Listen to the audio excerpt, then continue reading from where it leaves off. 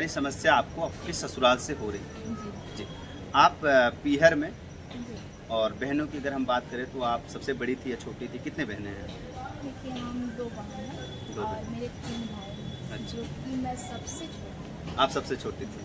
सबसे छोटी बहन को मुँह बोली बहन कहा जाता है। लोग बहुत प्यार करते हैं, बहुत लाड लगाते हैं। हूँ। देखिए, प्यार की बात कर रहे हैं तो मुझे रोना भी आ रहा है, क्योंकि मैं बहुत प्यार से पली थी, हम्म, लेकिन उसका एक हिस्सा भी मुझे ससुराल में नहीं मिला। हमेशा, जो कि मेरे भाई कभी मुझे लाख गलती हो जाए, मुझे झापड़ से भी नहीं मारे, लेकिन ससुराल में मैं इतना बेहतरीन तरीके से मार खाई हूँ कि मेरा रिश्ते का बाल जो है वो सब लोग ख़त्म कर दिए थे मुझे समझ के। अच्छा। और मेरे मैं कुछ ऐसी बात थी कि मैं अपने भाइयों से हमेशा छुपाती आई।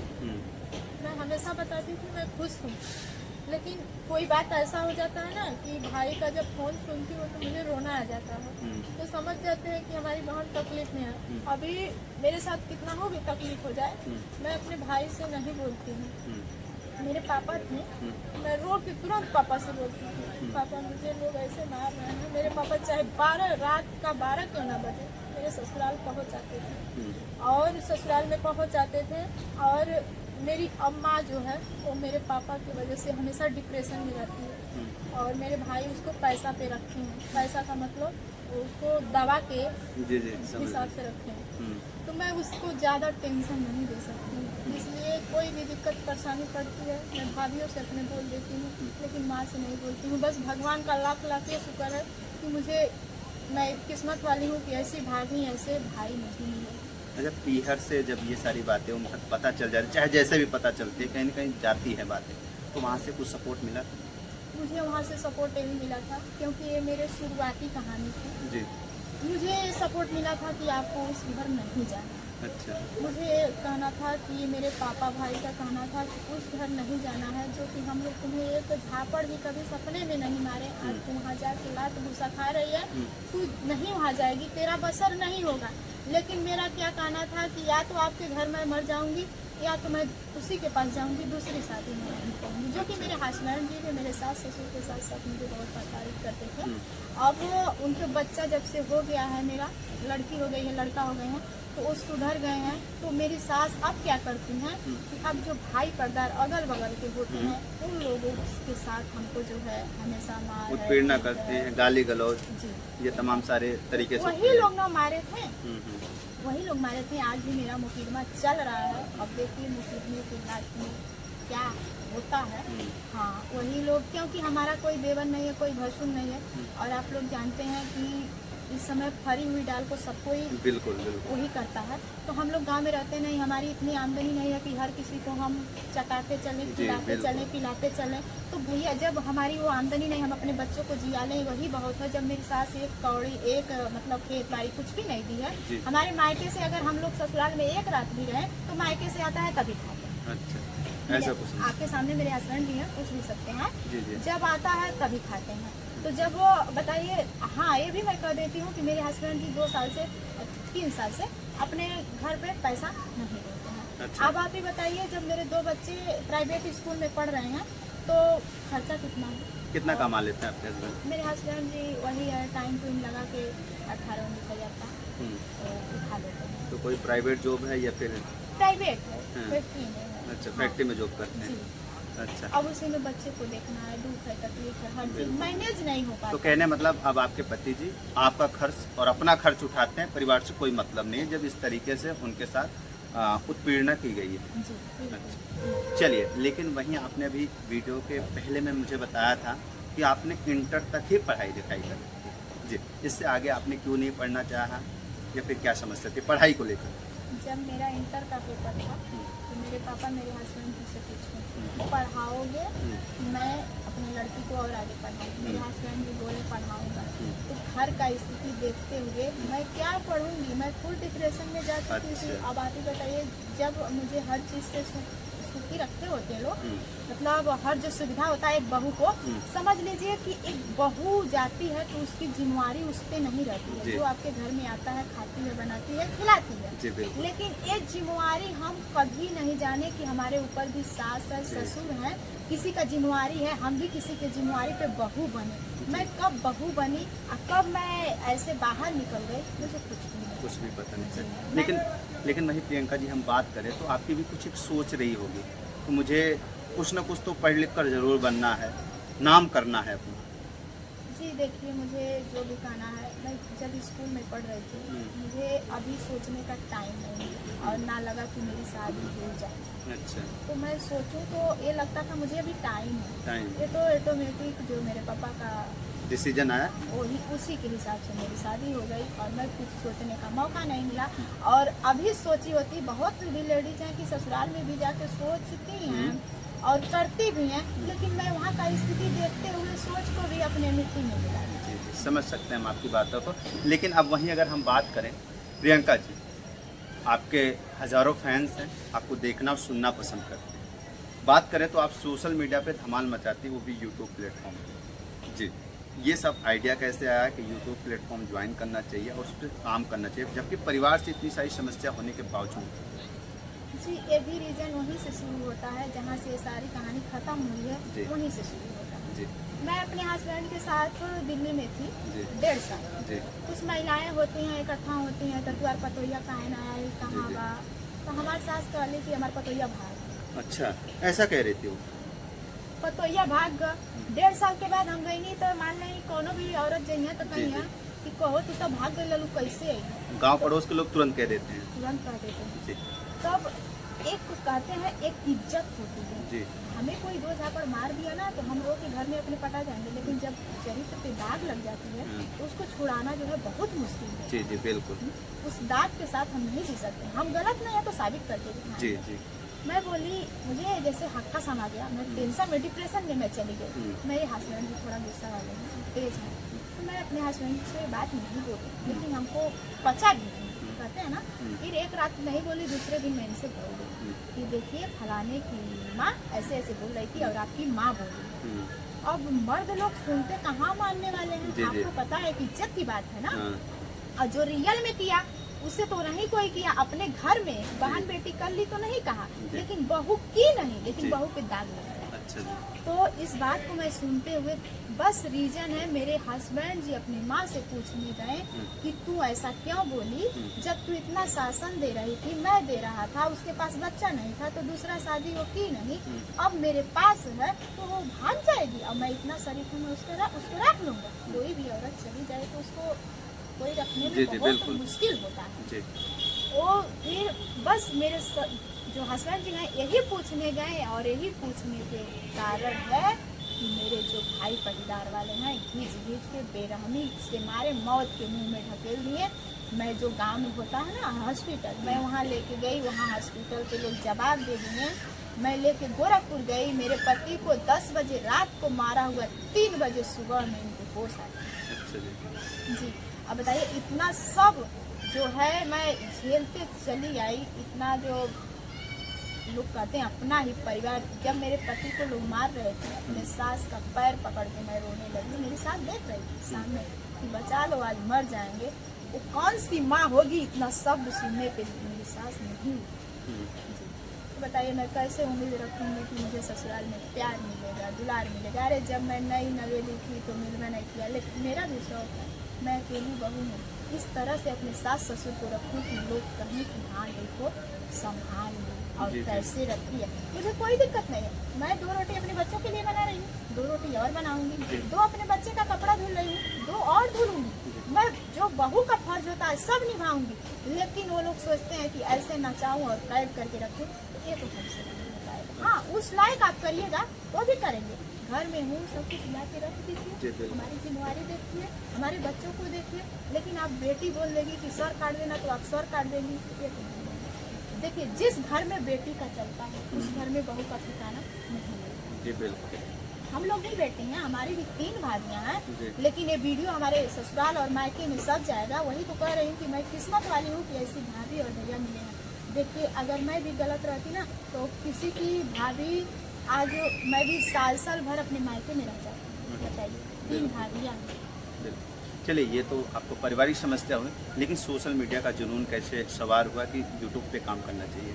तो वही मैं जैसे हाँ शुरुआती ही देखिए मैं बीच में कहीं और चली गई। तो जब ये बोली तो मैं और मेरे पास कोई भी लड़की या कोई भी औरत आ जाती थी ससुराल में तो मेरी सास उनके घर पे जाके गाली गलौज करने लगती थी। मुझे ऐसे वीडियो देखते देखते देखते मैं भी एक जुनून आया कि क्यों ना मैं भी बोर हो जाती हूँ और इस काम को करूँ, शायद मैं भी मेरे अंदर भी जो डिप्रेशन वो निकल जाए। डिप्रेशन है निकल जाए, मेरे अंदर भी कला है, शायद ऑडियंस को पसंद आए, मैं भी उस काबिल हो जाऊं। तो अच्छा। इतना यूट्यूब पे आप जानते हैं आना आसान नहीं जी, होता जी। है, ये सबका परमिशन लेना है। और मैं जब अपने हस्बैंड जी का परमिशन ली तो मुझे तो नहीं लगा ये कभी मानेंगे, क्योंकि ये फेसबुक पे अपना जो फोटो है लगाने से इनको दिक्कत होता था, अच्छा। व्हाट्सएप पे फोटो लगाने से दिक्कत होता था, जी। मुझे नहीं लगता था वो आने देंगे। लेकिन मैं बोली, उनसे रिक्वेस्ट की तो बोले अच्छा चलो कोई बात नहीं। लेकिन वहीं फिर इसके बाद मेरे भाइयों का डर था, क्योंकि मेरा 2 भाई तो थोड़ा नॉर्मल है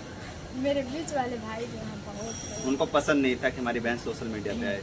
उनके अंदर तो जो है उनको देख रहे हैं, लेकिन वो बोले कि कला क्या दिखाओगी। मैं बोली भैया बस आप एक बार हमें इजाजत दीजिए, मेरी कला। बोले मर्यादा में रख के वीडियो बनाइए, कोई दिक्कत नहीं। मेरे बड़े भाई साहब बोले कि बनाइए, अगर उसी से आपका नसीब खुल जाती है तो वो भी आप करिए, लेकिन मर्यादा के साथ। और छोटे वाला भाई का क्या है, छोटे वाला भाई हम लोग तो जोड़े माफी के हैं, तो हम लोग तीनों जब सबकी मर्जी हो गई तब मैं सोशल मीडिया पे आई। सोशल मीडिया पे मर्जी के बाद आने के बाद इतना कुछ मेरे हस्बैंड जी कुछ दिन बाहर नहीं निकलते। अच्छा, शर्म की वजह से कि मेरी बीवी वीडियो बनाती, लोग क्या कहेंगे, ऐसा कुछ? जी, मैं बोलती थी कि आप जाइए दुकान से सामान लाइए तो घूम घूम के जाते। कहाँ, यहीं दिल्ली में या फिर गांव में? गाँव।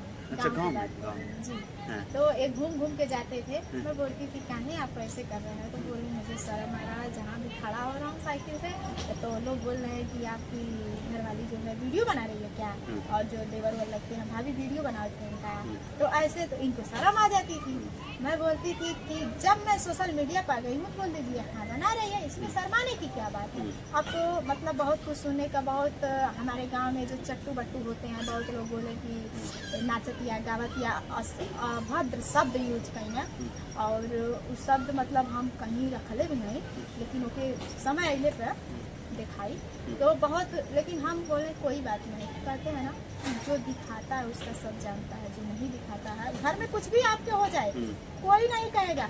और अच्छा आप ही बताइए, मैं तो चलिए नहीं, सोशल मीडिया पे काम करना कोई ऐसा चीज है कि छुप जाता है? बिल्कुल नहीं छुपता ना, अच्छा बुरा सब उसमें दिखता है। जी। जो आपका कमेंट आएगा वो भी दिखेगा। जी बिल्कुल। कोई भी इसमें चीज छुपाने वाली नहीं है। जी नहीं।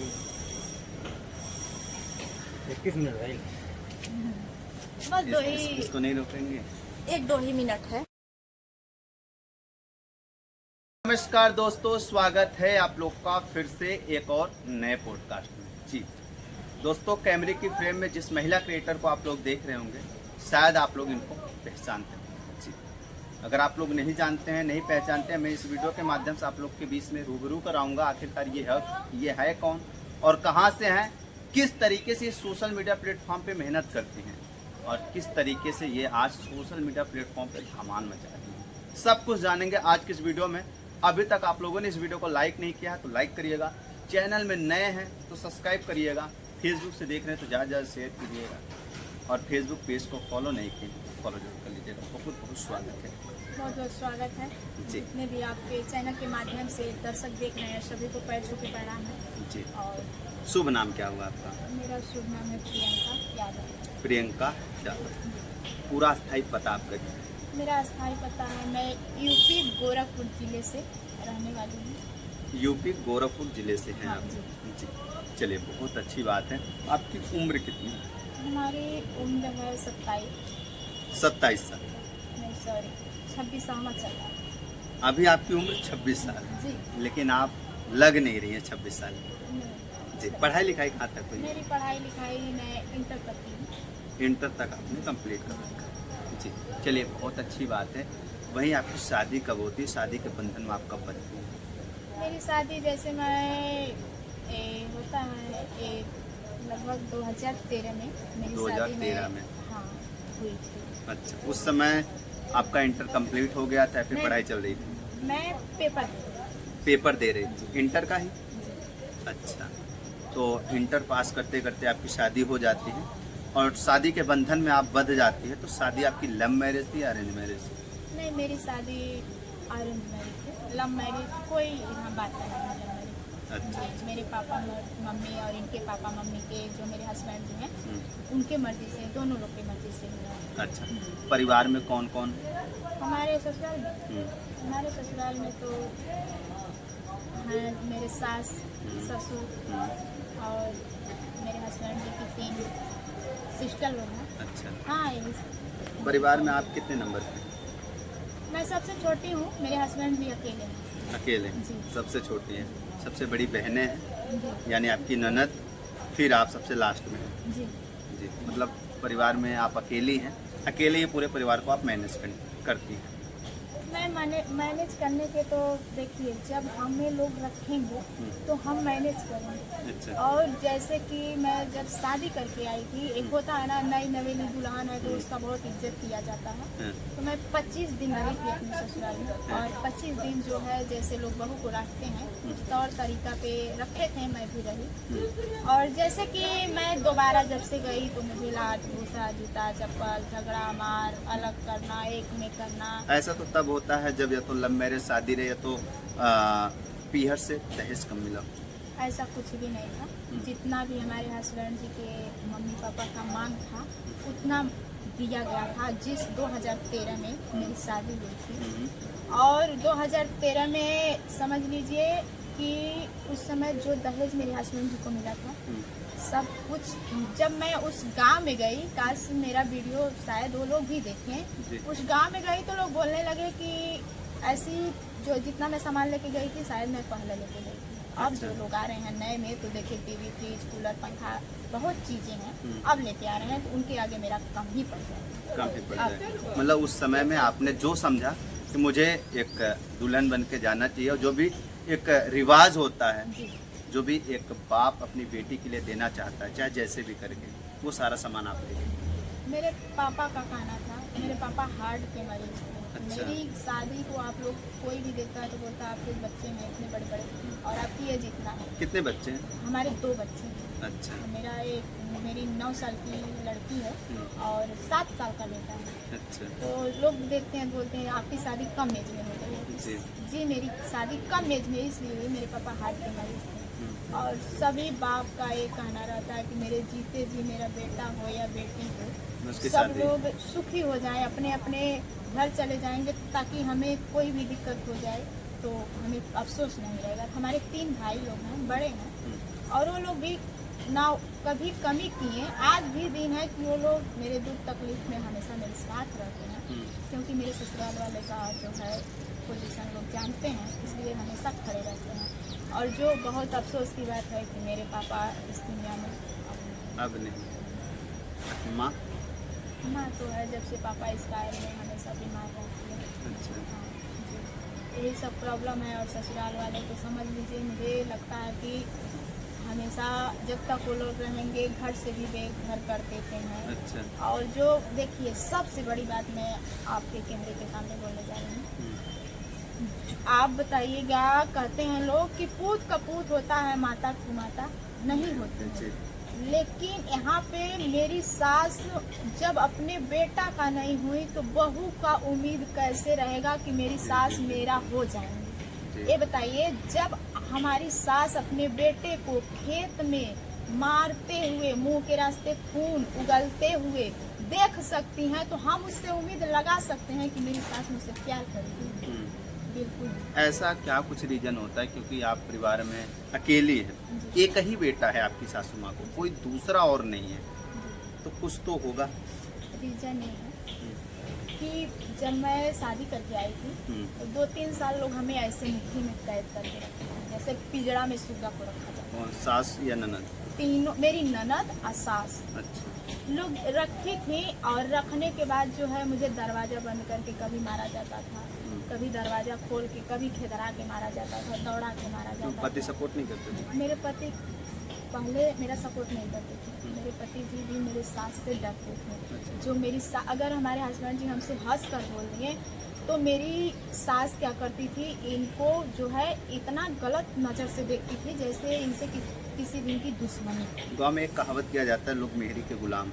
मेहरी करती जी। तो ऐसा तो कभी हमारे हस्बैंड जी बने नहीं, लेकिन अब कहिए, अब लोग कहते हैं कि वो उसका पता नहीं क्या घोर के पिला दी है कि अब उसी का सुनता है। लोग ऐसा कहते हैं जब नई नवेली दुल्हन आती है तो कुछ जादू टोना करके अपने बस में कर लेती है पति को। जी बिल्कुल। अगर हम एक बात कह रहे हैं, मेरे हस्बैंड जी अकेले हैं, मेरा बेटा भी अकेला, अगर मैं उनको अपने कैद में कर ली तो शायद मेरी भी बहू आएगी कल को, वो भी मेरे